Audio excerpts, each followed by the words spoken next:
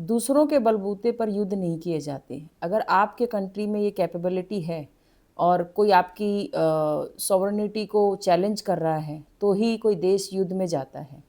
पर लगता है कि ज़ेलेंस्की ने, यूक्रेन ने भारी गलती कर दी थी, जिससे उसे उसे लगा कि अमेरिका उसे सपोर्ट करेगा या फिर जो यूरोपियन कंट्रीज़ हैं, जो नाटो के सदस्य हैं, वो उसे सपोर्ट करेंगे और नाटो का उसे मेंबर बनाएंगे। ना ही यूक्रेन अभी तक नाटो का मेंबर बना है और धीरे धीरे आप कहीं देखेंगे कि वो कंट्रीज़ भी कहीं ना कहीं, जैसे जो मेन है अमेरिका, वो भी अब उसे सपोर्ट नहीं कर रहा है, कहीं ना कहीं उसे लेट डाउन कर रहा है।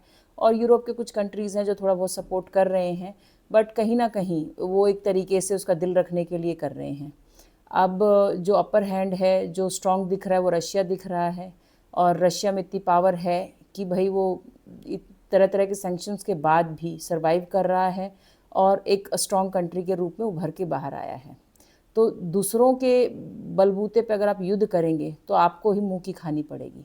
कहीं ना कहीं अगर आप देखें तो भारी भरकम डैमेज जो हुआ है वो कहीं ना कहीं यूक्रेन का हुआ है, यूक्रेन की जनता का हुआ है, और हासिल कुछ भी नहीं हुआ है इसमें। अगर यूक्रेन चाहता तो वो नाटो का सदस्य ना बनता, मतलब इस तरह की ज़िद ना करता, तो शायद यूक्रेन की जनता को इस तरह के जो युद्ध के हालात वो झेलने नहीं पड़ते, इतने बड़े लेवल पे जो डिस्ट्रक्शन हुआ है वो भी झेलना नहीं पड़ता।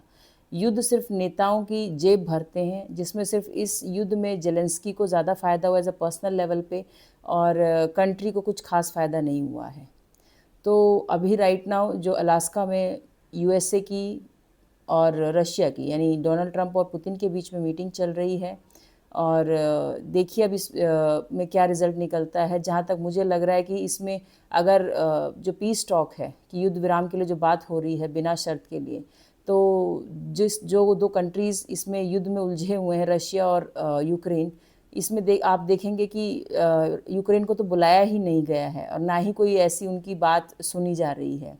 तो अब अमेरिका जो है वो किसी भी कंडीशन पे चाहता है कि युद्ध रुके, और एक तरीके से देखिए तो इसमें रशिया की जीत हुई है, कहीं ना कहीं इसमें रशिया की जीत हुई है। और यूक्रेन ने कुछ हासिल नहीं किया है, डैमेज ही उसने झेला है। ये सब तभी होता है जब आप दूसरों के बल पे युद्ध छेड़ते हैं और आपकी खुद की कोई कैपेबिलिटी नहीं है, और इससे कुछ नहीं हासिल हुआ है, सिर्फ जनता को नुकसान हुआ है। अभी आप देखिए इस मीटिंग के बाद जियो पॉलिटिक्स में बहुत चेंजेस आएंगे। अगर ये डील होती है तो सब कुछ ठीक रहेगा, नॉर्मल रहेगा, और चाइना की सामत दोबारा से लग जाएगी। अभी तो इंडिया के दिन बुरे चल रहे हैं, लगे हुए हैं बुरे। देखते हैं अब इस डील के बाद क्या होगा। Stay tuned for more information guys.